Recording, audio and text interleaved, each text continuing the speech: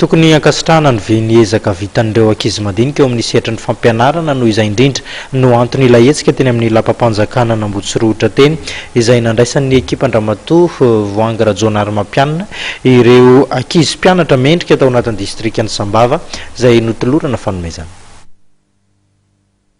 Ankizy manodidina ny 100 eo mpianatra mendrika indrindra avy amin'ny sekolim-panjakana ao amin'ny distrikany Sambava amin'ny kilasy 6e hatramin'ny première no nitolorany ekipa Andramatoa Rajonary Mampianina Voangy valopy ho mari-pakasitrahana sy ho fankahirezana azy ireo tamin'ny ezaka nataony. Tetsy amin'ny lapam-panjakana etsy Ambotsiratra no nitotsaina ny lanonana fanolorana ny zary-mani-pakasitrahana izany.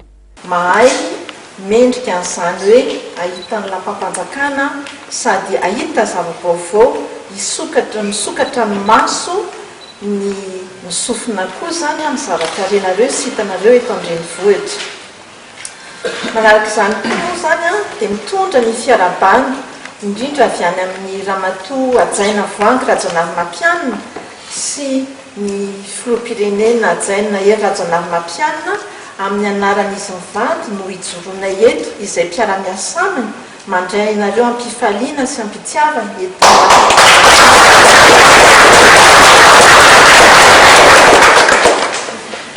Mitondra ny firarian-tsoa ho anareo rehetra amin'ny fahasalamana raha ohatra ka misy ankizy mbola tsy salama satria araka ny tenenao teo no Andriamatoa solombavambahoaka ny Madagasikara hoe mety misy ankizy marary tsy salamalama satria ny lalana diavinareo zany nahahitra 5 andro dia nefa ny kosa ny mino angamba fahalohany midinareo any an-toerana dia ho salama sy mahatsara daholo nareo ary afaka hitantara ny zavatra hitanareo any amin'ny fianakaviana any amin'ny ankizy mpiara-mianatra raha tsy sekoly aminareo dia mbola hitoehatrany foana ny fahaizanareo satria ianareo moa mikitra ny faharan'ny fampandrosoan'ny Madagasikara ary irina dia irina hoe aminareo misy mbola hisongadina hitondra hitantana koa ny fanjakana any aoriana rehefa tonga izany fotoana izany Samba vao niakatra teto an-drenivohitra ny fiakabeazan'ireo ankizy mpianatra avy any Sambava ireo.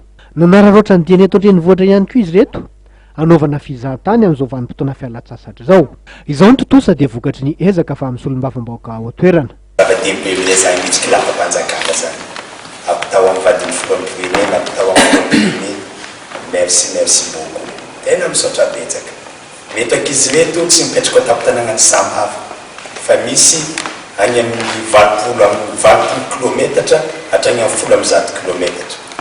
Mao amindreo io tsy mbola nandeha tomobily raha tsy nandeha aty. Tsy manenatra amin'ny zany. Ary tena zanaka mbanivonitra. Dia akamaroany moa samy niakatra Antananarivo.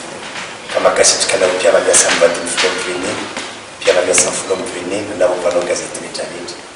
Amin'ny sabotsy ho avy izao no ody any Sambava reto mpianatra mendrika reto rehefa nijanona andro vitsivitsy teto Antananarivo. Tamin'ny alalan'ny hira maretina no nampisehoan'izy ireo ny fankasitrahany ny asa soa